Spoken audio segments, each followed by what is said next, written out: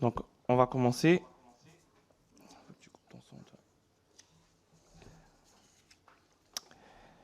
Mesdames et messieurs les députés, chers collègues, je suis très heureux de voir la dernière réunion de l'année 2023 de la délégation aux Outre-mer de l'Assemblée nationale.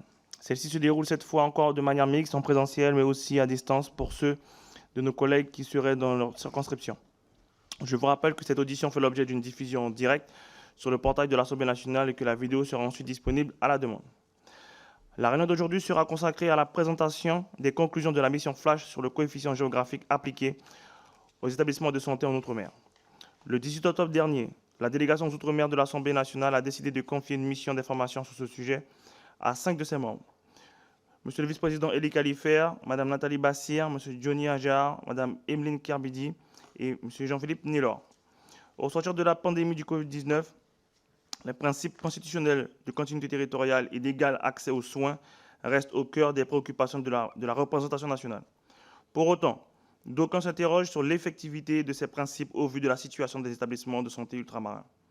Le coefficient géographique a été mis en place en 2004, en même temps que la T2A, donc la tarification à l'acte, dans le but de compenser les surcoûts auxquels sont confrontés les établissements hospitaliers ultramarins.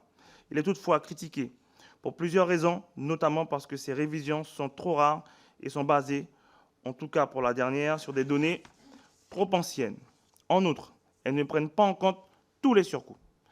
Par ailleurs, les derniers rapports de l'adresse, qui sert de base aux décisions du ministère de la Santé, présentent une évolution très différente de ce coefficient en augmentation dans 3 départements, La Réunion, Mayotte et Guyane, mais en baisse dans 2 autres, Martinique et Guadeloupe. Mesdames et messieurs les rapporteurs, avez-vous réussi à comprendre par quel mécanisme l'administration aboutit à des résultats qui sont si contre-intuitifs? Avez-vous le sentiment que les personnes que vous avez auditionnées ont une bonne connaissance des particularités du système de santé des Outre-mer, des contraintes spécifiques et de l'état de délabrement et l'endettement de certains de nos établissements de santé?